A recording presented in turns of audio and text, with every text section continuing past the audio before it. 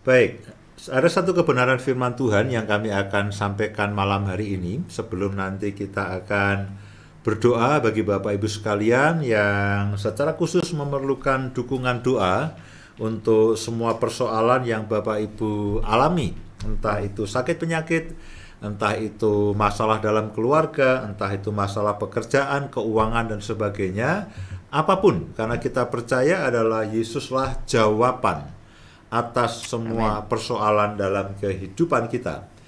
Nah, pada malam hari ini kami akan mengambil tema yaitu waktu kelegaan atau waktu kesegaran.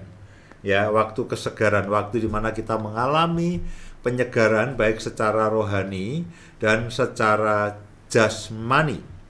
Nah, ada satu ayat yang menyebut mengenai waktu kelegaan, yaitu ada di dalam Kisah Para Rasul, pasal yang ketiga, ayat yang ke-19 sampai dengan ayat yang ke-20. Kisah Para Rasul, pasal yang ketiga, ayat yang ke-19 sampai dengan ayat yang ke-20. Saya akan bacakan untuk Bapak, Ibu, dan semua saudara. Karena itu, sadarlah dan bertobatlah, supaya dosamu dihapuskan, agar Tuhan mendatangkan waktu kelegaan, agar Tuhan mendatangkan waktu kelegaan dan mengutus Yesus yang dari semula diuntukkan bagimu sebagai Kristus, sebagai yang diurapi untuk menyelamatkan saudara dan saya dari dosa, dari hukuman dosa, dari kutuk dosa, dan menjadi Tuhan atas kehidupan kita semuanya. Nah, Bapak Ibu dan saudara sekalian, kalau kita perhatikan di dalam Kisah Para Rasul pasal yang ketiga, ayat 19 dan 20, lalu kita baca mulai dari sejak ayat yang pertama. Itu ada satu kisah yang menarik. Pada waktu itu Petrus dan Yohanes akan ke Bait Allah, ya, mereka mau sembahyang. Nah, di gerbang itu ada seorang yang lumpuh sejak lahirnya. Kalau tidak salah lebih dari umurnya 40 tahun, biasanya dia meminta sedekah dari orang-orang yang mau sembahyang di Bait Allah. Nah, pada waktu itu Petrus dan Yohanes sedang sembahyang, akan sembahyang. Lalu orang ini menadakan tangannya dan berharap bahwa Petrus dan Yohanes akan memberikan sedekahnya. Tapi alih-alih Petrus dan Yohanes mengambil uang atau mengambil apapun yang bisa diberikan, lalu Petrus katakan bahwa emas dan perak aku tidak punya. Emas dan perak aku tidak punya, tapi apa yang ada padaku aku berikan kepadamu, yaitu nama Yesus. Dan dia katakan, dalam nama Tuhan Yesus berjalanlah. Singkat kata, lalu orang itu akhirnya berjalan. Dia berjalan, dia melompat-lompat, dia memuji Tuhan, dan dia menceritakan kepada semua orang, dan akhirnya terjadilah kehebohan. Ya, terjadilah kehebohan karena semua orang melihat bahwa orang yang lumpuh lebih dari 40 tahun itu akhirnya bisa berjalan. Jadi mereka heboh, mereka heran. Lalu Petrus dan Yohanes berkata, apa yang kamu herankan? Ya, memang bahwa sebelumnya karena ketidaktahuan kamu menyalibkan Yesus, memilih Yesus disalibkan dan memilih Barabas dibebaskan. Jadi kami melakukan ini adalah dalam nama Yesus, yang karena ketidaktahuanmu kamu menyerahkan dia kepada Pilatus untuk disalibkan. Nah, yang menarik adalah lalu Petrus katakan kepada semua orang bahwa sebetulnya kamu semuanya juga bisa mengalami ini, mengalami satu kelegaan, mengalami satu kelepasan, mengalami satu pertolongan seperti yang dialami oleh orang yang lumpuh lebih dari 40 tahun, karena dikatakan dia lumpuh sejak lahirnya dan umurnya lebih dari 40 tahun. Petrus katakan sebetulnya kamu semuanya bisa. Kamu semuanya bisa mengalami akan kelegaan, mengalami pemulihan, mengalami kelepasan, mengalami kesembuhan, mengalami pertolongan Tuhan. Dan Paulus sebut dengan waktu kelegaan. Waktu kelegaan. Nah, dikatakan begini, waktu kelegaan itu adalah berkat yang Tuhan sediakan untuk saudara dan sekarang baik secara rohani maupun jasmani sekarang ini, bukan nanti. Waktu kelegaan itu terjadi antara kedatangan Yesus yang pertama kali dan kedatangan Yesus yang kedua kali, nanti kita diangkat di awan-awan.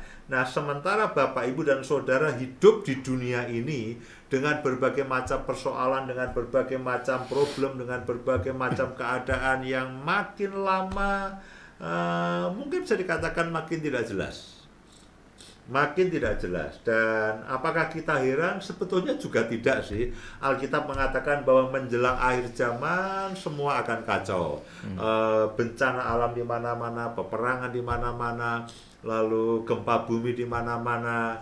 Kemudian orang akan mencintai dirinya sendiri, orang akan jauh dari ibadah, mereka mencintai uang dan sebagainya, dan semua rekayasa manusiawi, konspirasi si jahat itu akan makin kuat. Si jahat juga tahu bahwa menjelang akhir zaman mereka harus bekerja makin giat. Itu kita kalau dikatakan kita heran ya heran. Aduh Tuhan, kita berharap bahwa menjelang akhir zaman itu kalau bisa damai sejahtera. Ternyata Alkitab tidak ngomong begitu. Menjelang akhir zaman situasi akan makin kacau. Orang akan mencintai dirinya sendiri, dosa semakin beragam, dan dosa mutunya akan semakin bagus. Artinya dosa itu akan makin menggila. Ya, ragamnya makin banyak, lalu tingkat tingkat dosanya juga makin kuat dan sebagainya. Jadi bahwa keadaan makin kacau itu iya. Ya, kita itu Alkitab sudah bicara bahwa kita perlu berdoa. Tentu itu bagian kita. Tuhan tolonglah, ya, usahakan kesejahteraan kota di mana saudara ada. Itu pasti ada bagian yang saya dan saudara lakukan untuk mendoakan akan tempat kita masing-masing, negara kita masing-masing, dan sebagainya. Namun pada dasarnya bahwa keadaan dunia yang semakin memburuk itu Alkitab sudah mengatakan bahwa itu pasti terjadi. Di sisi yang lain, Tuhan mengatakan ada waktu yang namanya waktu kelegaan. Pertanyaannya adalah begini, Pak, kalau dunia makin sulit, apakah waktu kelegaan atau kelegaan yang daripada Tuhan itu masih bisa terjadi atau tidak? Kalau dunia semakin gelap dan dunia semakin kelam, lalu kelegaan, lalu kesegaran yang daripada Tuhan, pembebasan yang daripada Tuhan, pertolongan yang daripada Tuhan, itu mampu melawan atau mengatasi kuasa si jahat atau tidak?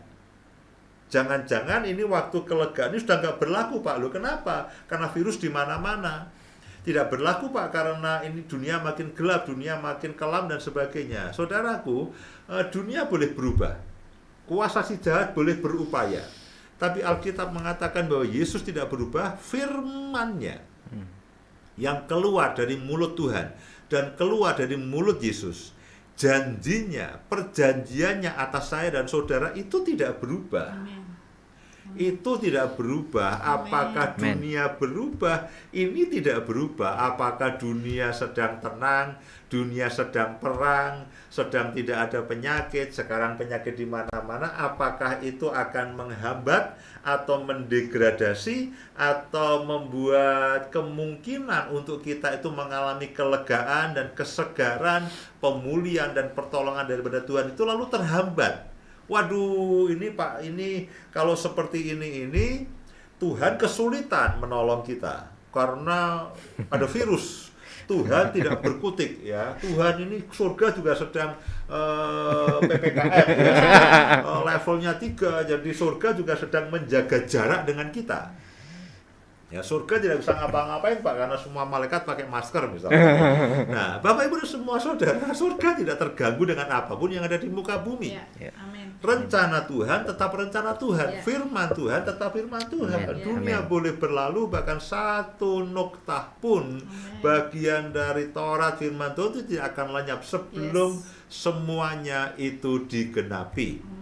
Jadi apakah kelegaan, kesegaran, pemulihan, pertolongan Tuhan ini itu akan tetap terjadi atau tidak Sementara dunia ini semakin kacau, sementara dunia ini semakin sulit, sementara dunia ini semakin tidak jelas.